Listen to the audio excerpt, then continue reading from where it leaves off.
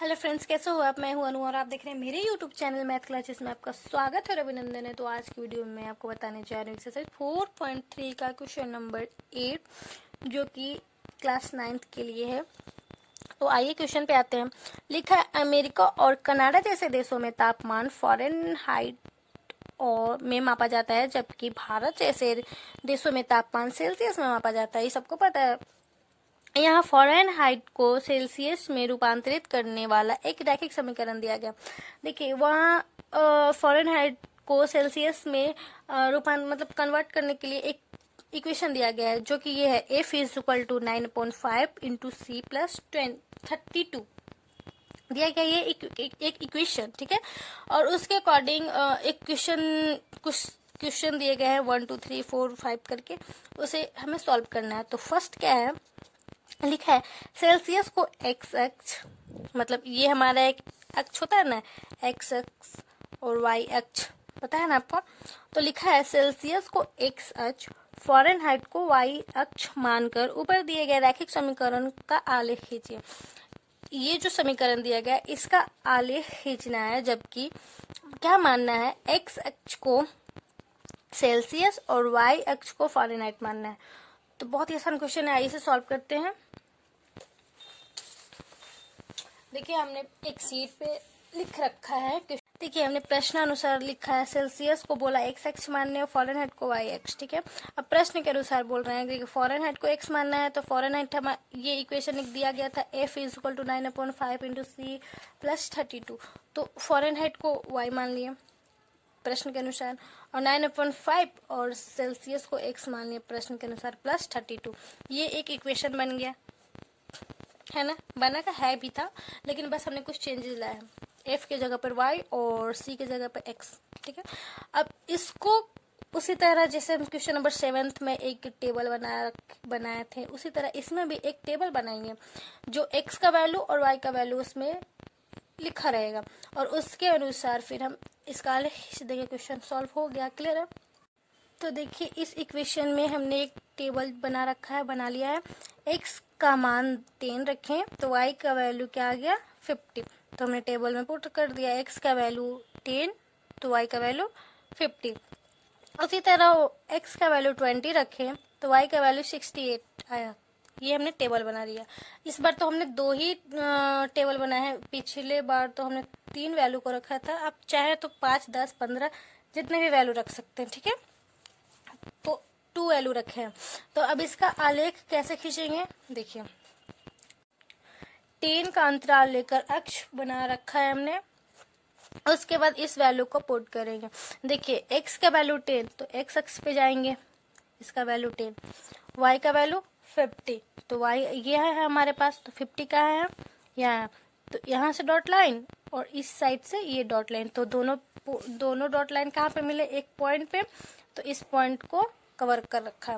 फिर उसके बाद इसमें देखिए सेकेंड वैल्यू को 20 और 68, तो x का वैल्यू 20 तो ये रहा 20 डॉट लाइन गया, और कहाँ पे 68, तो देखिए 20 तक है तो 20 से 2 पॉइंट्स नीचे कम होगा, तो हमने देखिए यहाँ पे इसको अच्छे से देखिए 2 पॉइंट्स नीचे ही डॉट लाइन किए हैं। तो इसका वैल्यू कितना है 20 और 68, इसका वैल्यू कितना है 10 और 50, क्लियर है। 2 पॉइंट मिला और उस 2 पॉइंट को हमने स्ट्रेट लाइन ड्रॉ कर रखा है। ये भी स्ट्रेट लाइन ही होगा, लेकिन ये नेगेटिव साइड में ही जाएगा। देखिए यहाँ तक और वैल्यू रखेंगे तो और आएगा और ऊपर तक जाएगा, क्लियर है। इसका भी आलेख खींच दिए हम लोग। चलिए इसको आप देख लीजिए अच्छे से, स्क्रीनशॉट करके अपने नोटबुक में राइट डाउन कर लीजिए। उसी तरह इसी का क्वेश्चन नंबर 2 को देखते हैं। देखिए क्वेश्चन नंबर 2 में क्या है, यदि तापमान 30 डिग्री सेल्सियस हो तो फ़ारेनहाइट में तापमान क्या होगा। बहुत ही आसान क्वेश्चन है। देखिए लिखेंगे वी हैव, मेरे पास क्या है F is equal to 9/5 into C plus 32 है ना। अब दिया गया क्या, C is equal to 30 degree दिया है, क्लियर। अब फ़ारेनहाइट पे चेंज कर देना है, तो F is equal to 9/5 into C का वैल्यू 30 है, 30 रख देंगे प्लस 32, ये कितना हो गया, 5×5 = 20, 5×5 = 36। क्लियर है, एकदम इजली वे में बता रहे हैं। 9×6 = 54, 54 + 32 कितना हो जाएगा, 4×2 = 6, 5×3 = 86। क्लियर है। क्वेश्चन नंबर 3, क्वेश्चन को उसी तरह बनाएंगे। क्या दिया गया है, F is equal to 90 degree. Clear है, सेल्सियस में तापमान बताना है, तो हमको क्या पता है, F is equal to 9/5 × C + 32, यही है ना। अब यहाँ पे एफ का वैल्यू दिया गया है 90 इज इक्वल टू 9/5 × C + 32। अब C का वैल्यू निकाल लेना है। यहाँ पे देखिए क्या होगा, ये कट जाएगा 10 बार में, और इससे मल्टीप्लाई क्रॉस मल्टीप्लिकेशन कर देते हैं, तो यहाँ पे C क्या हो जाएगा, C क्रॉस मल्टीप्लिकेशन कर देते हैं, 10 में 5 से मल्टीप्लाई करेंगे तो 50 हो जाएगा, और यहाँ पे क्या बचेगा, C + 32 क्या हो जाएगा, 50, और इस साइड से आ गया -32 इज इक्वल टू C, कितना हो जाएगा, 8, 18, इसलिए C is equal to 18 degree, answer. Clear है। नेक्स्ट, सॉरी यहाँ पे हमने फ़ारेनहाइट का वैल्यू 90 रखा है और यहाँ पे 95 है, तो आप 95 लिखकर सॉल्व कर लीजिए, ठीक है। वैसे तो मैं भी इस साइड में सॉल्व कर देती हूँ। क्वेश्चन नंबर आगे देखते हैं। लिखा हुआ, यदि तापमान 0 डिग्री हो तो फ़ारेनहाइट में तापमान क्या होगा। देखिए, अगर सेल्सियस 0 डिग्री है, मतलब सेल्सियस इज इक्वल टू 0 है। देखिए, हमने इस प्रकार लिखा है, जब तापमान सेल्सियस यानी C इज इक्वल टू 0 हो तब फ़ारेनहाइट में क्या होगा। तो C का वैल्यू 0 रखेंगे तो F is equal to 32 degree आएगा, फ़ारेनहाइट 32 होगा। इस पे और एक और क्वेश्चन है, यदि तापमान 0 डिग्री फ़ारेनहाइट हो तो सेल्सियस में तापमान क्या होगा।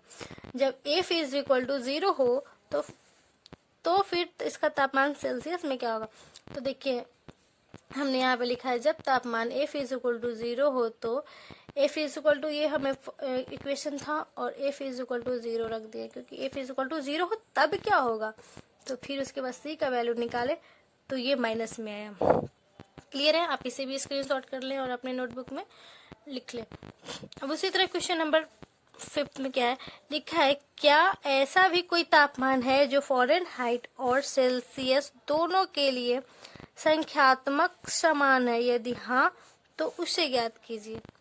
तो देखिए, क्वेश्चन नंबर इसी का 5, क्वेश्चन में क्या बोल रहा है कि क्या ऐसा कोई तापमान है जो दोनों को मतलब दोनों को संख्यात्मक रूप से समान रखे। ठीक है, तो नहीं है, मान लेते हैं, क्वेश्चन को मानकर सॉल्व कर लेते हैं। हम लिखेंगे कि माना कि जेड वह तापमान है। आप X Y Z, X Y तो ज़्यादा फेमस है, तो आप जेड टी एस कुछ भी लिख लीजिए।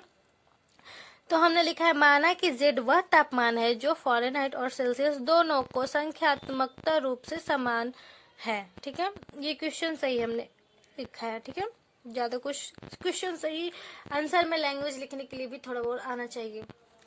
तो बस हमने वही लिखा है कि माना कि जेड वह तापमान है जो फ़ारेनहाइट और सेल्सियस दोनों के लिए संख्यात्मक रूप से समान है। ठीक है, अतः तो जब समान है तो अतः F is equal to C और C is equal to Z, क्योंकि दोनों हमने क्या Z को माना है कि दोनों इक्वल है, तो ये इक्वल हो जाएगा ना। F is Fahrenheit is equal to Celsius और Celsius is equal to Z। वह तापमान है जो दोनों को सेम रखता है। ठीक है, यहाँ तो कोई दिक्कत नहीं है।